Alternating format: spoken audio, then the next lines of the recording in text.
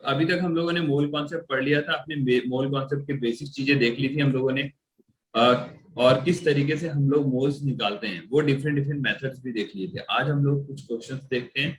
तो जो सबसे पहला क्वेश्चन है हमारा मोल कॉन्सेप्ट से रिलेटेड वो है, इजी क्वेश्चन है, find the total number of nucleons present in 12 gram of carbon 12 atom.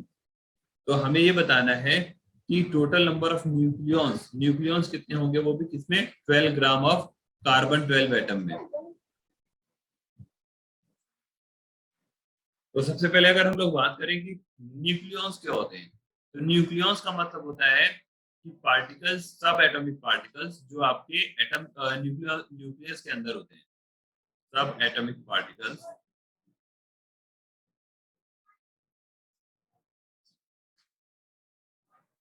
Present in nucleus. तो अगर हम लोग बात करें तो न्यूक्लियस के अंदर कौन कौन से सब एटॉमिक पार्टिकल होते हैं, तो हमें पता है न्यूक्लियस के अंदर आपका न्यूट्रॉन होता है और प्रोटॉन होता है, यही तो होते हैं हमारे, जाहिर सी बात है। तो अगर हम लोग बात करें कार्बन 12 की बात, तो कार्बन 12 का मतलब ये हो गया, कार्बन 12 एटम के पास कितने न्यूक्लियॉन्स होंगे, तो हमें पता है 6 प्रोटॉन होते हैं प्लस 6 न्यूट्रॉन होते हैं, तो टोटल हमारे 12 न्यूक्लियॉन्स हो गए। न्यूक्लियॉन्स का मतलब सब atomic particle present in nucleus. तो कितने सब एटॉमिक पार्टिकल न्यूक्लियस के अंदर है, 12।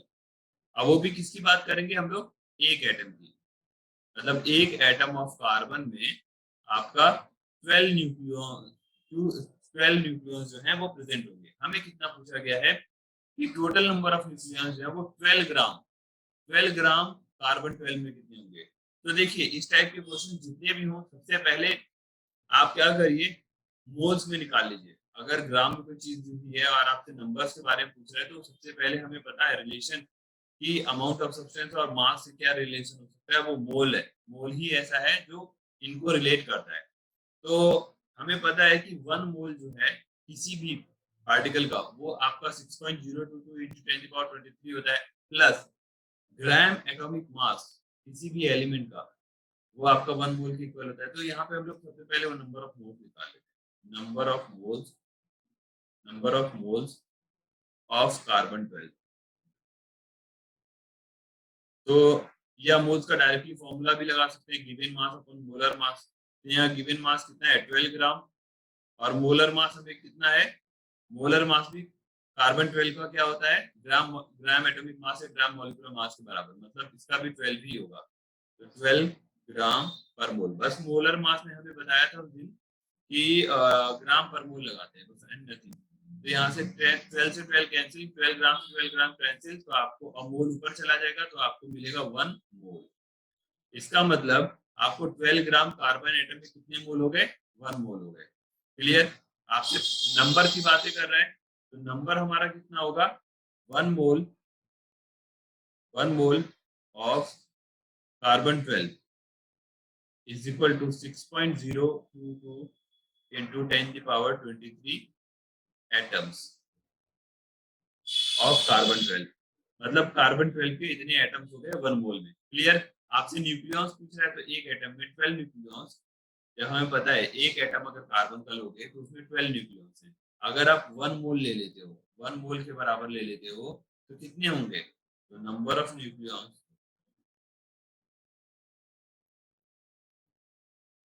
इन 1 मोल ऑफ कार्बन 12।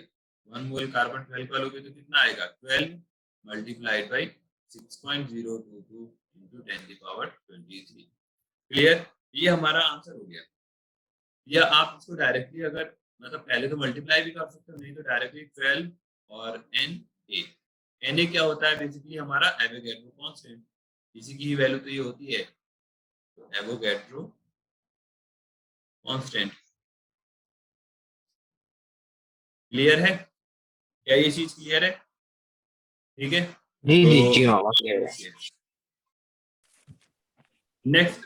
नेक्स्ट अगर सेकंड क्वेश्चन देखें हम लोग मोल कॉन्सेप्ट से रिलेटेड, तो सेकंड क्वेश्चन क्या है हमारा कि कितने मोल्स जो हैं 1 metre cube of gas at NTP पे होंगे। मतलब अगर आप 1 मीटर क्यूब किसी भी गैस का एनटीपी पे लेते हो, तो उसमें कितने मोल्स होंगे। तो अगर हम लोग बात करें, यहाँ पे क्या पूछा गया है कि एक मीटर क्यूब में कितने मोल्स होंगे गैस के एनटीपी पे। तो हम लोगों को पता है according to Avogadro hypothesis, according to Avogadro hypothesis,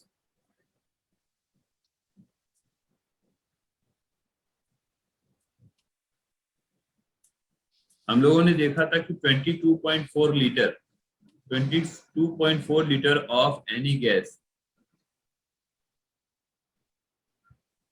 eight STP या NTP at NTP is equal to 1 mole. अगर आप किसी भी गैस को एनटीपी पे ले रहे हो तो 22.4 लीटर अगर वॉल्यूम ले रहे हो तो उसमें अमाउंट कितना होगा, 1 मोल के इक्वल होगा। ठीक है, अब हमारे पास 1 मीटर क्यूब दिया हुआ है, तो 1 मीटर क्यूब हमें पता होना चाहिए कि कितना लीटर होता है। 1 metre cube is equal to होता है 1000 litre. 1 metre cube is equal to 1000 litre. तो अब हमसे पूछ रहा है कि 1000 लीटर में कितने मोल होंगे। तो सिंपल सी बात है, यहाँ यूनिटरी मेथड लगा दे कि 22.4 लीटर अगर आपका 1 मोल के इक्वल है, क्लियर, तो 1000 लीटर किसके इक्वल होगा, तो 1 divided by 22.4 and multiplied by 1000। Clear, ये तो इजी से कैलकुलेशन हो गई कि 1/22.4 divided by 1/22.4 multiplied by 1000. Clear? And answer will be 44.6 mole. 44.6. Clear, ये तो इजी क्वेश्चन था। बस हमें क्या आना चाहिए, बेसिकली कॉन्सेप्ट पता होना चाहिए कि क्या है हमारा। मेन कॉन्सेप्ट क्या था कि भाई हमें एनटीपी पे अगर किसी भी गैस को लेते हैं तो अगर 1 मोल लेते हो तो उसका वॉल्यूम 22.4 लीटर, अगर 22.4 लीटर लेते हो तो उसका अमाउंट कितना होगा, 1 मोल होगा। Clear, okay. तो ये हो गया हमारा। नेक्स्ट क्वेश्चन पे हम लोग बढ़ते हैं ना। हम लोगों को नया टॉपिक स्टार्ट करना है, अपना मोल कॉन्सेप्ट क्लियर हो गया है ना। उससे रिलेटेड हम लोगों ने कुछ इंपॉर्टेंट क्वेश्चंस भी देख लिए हैं, आगे कुछ और भी क्वेश्चंस ट्राई करेंगे जेईई मेंस से रिलेटेड। बट अभी हम लोगों को नया टॉपिक स्टार्ट करना है, लॉज ऑफ केमिकल कॉम्बिनेशन। ये भी एक इम्पोर्टेंट टॉपिक है। बेसिकली जितनी भी हमारी केमिकल रिएक्शंस वगैरह होती हैं वो इन्हीं लॉज पे बेस्ड होती हैं। जो भी हमारा केमिकल कॉम्बिनेशन हम लोग देखते हैं, जैसे वाटर मॉलिक्यूल प्रेजेंट है या फिर हाइड्रोजन ऑक्सीजन मिलके एक से ज्यादा कंपाउंड्स बना रहे हैं, नाइट्रोजन ऑक्सीजन मिलके, ये सारी जो चीजें हैं वो इन्हीं लॉज पे बेस्ड हैं। तो इनमें से जो सबसे पहला लॉ है वो है हमारा law of conservation of mass, जो एंटोनी लेवोइजियर जी ने दिया था, जो हमारे फादर ऑफ केमिस्ट्री हैं, उन्होंने दिया था। तो उनका जो सबसे पहला लॉ क्या है हमारा, law of conservation of mass. जो फर्स्ट लॉ है वो क्या है हमारा, in a chemical change total mass remain conserve, means mass before the reaction is always equal to mass after the reaction. ये ऑलरेडी हम लोग क्लास 10 में केमिकल रिएक्शन है उसमें टोटल जो आपका मास रहता है वो कंजर्व रहता है। मतलब जो आपका मास ऑफ रिएक्टेंट रहता है टोटल, वही आपका टोटल मास ऑफ प्रोडक्ट रहता है। Mass neither be created nor be destroyed, नहीं मास आपका क्रिएटेड होता है ना ही डिस्ट्रॉय होता है। इन अ केमिकल रिएक्शन वो आपका कंजर्व रहता है। तो यहाँ पे हम लोग ये कह सकते हैं कि total mass of reactant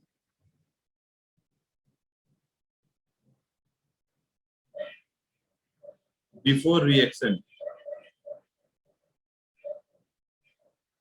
is equal to total mass of product.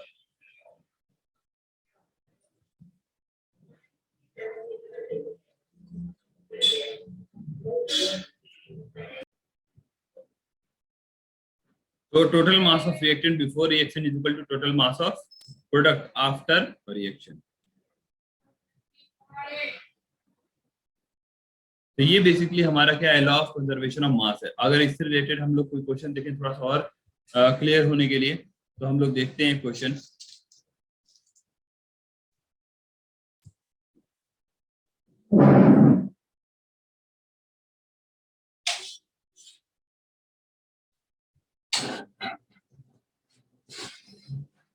वहाँ इसमें ऐसी तो कर सकते हैं। हाँ, इसमें इसमें यही हमें लोग को करना है। इस क्वेश्चन में देखिए कि हमारा क्या है, 15.9 gram of sample of sodium carbonate, 15.9 gram sodium carbonate है।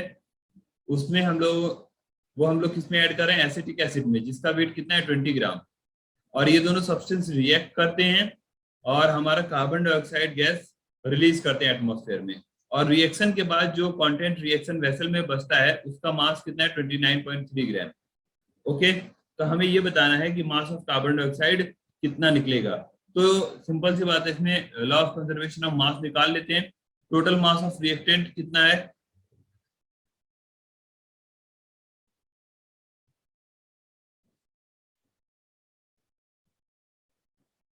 टोटल मास ऑफ रिएक्टेंट है 15.9 ग्राम और प्लस 20.0 ग्राम। क्लियर। और total mass of product,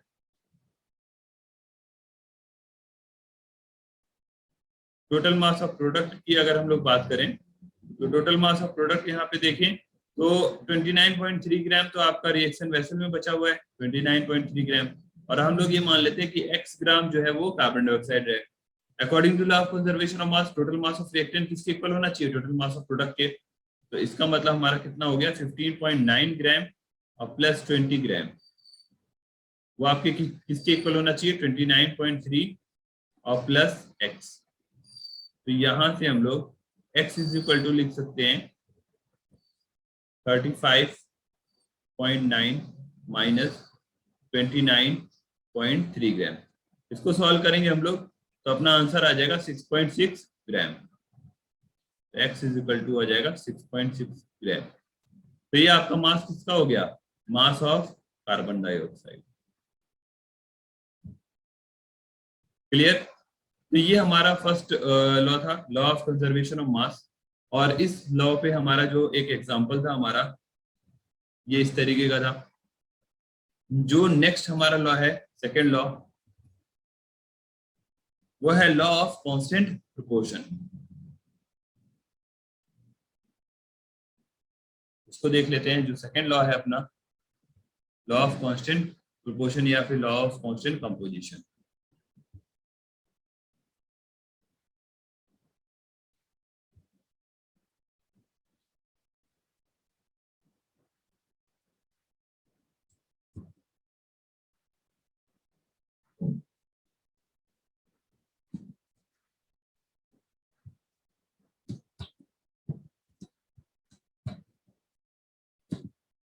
law of constant composition, ये प्राउस जी ने दिया था हमारा।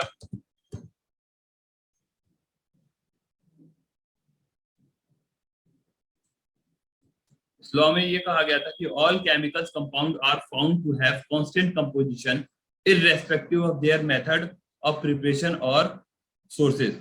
मतलब अगर कोई भी हमारा नेचर में कोई भी कंपाउंड पाया जाता है तो उसमें जो उसके कंपोजिशंस होंगे वो क्या होंगे, कांस्टेंट होंगे। मतलब क्या है, एग्जांपल अगर हम लोग ले लें कुछ मतलब समझने के लिए कि बेसिकली ये है क्या लॉ।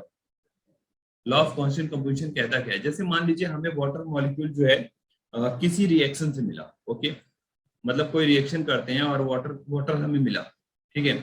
और एक नेचुरल वाटर हमें हमारे पास है, जैसे रिवर में या फिर ओशन में, वहां से तो उसका भी कंपोजिशन देखेंगे, केमिकल कंपोजिशन जो नेचुरल वाटर का, उसमें भी 2 हाइड्रोजन और 1 ऑक्सीजन प्रेजेंट होगा।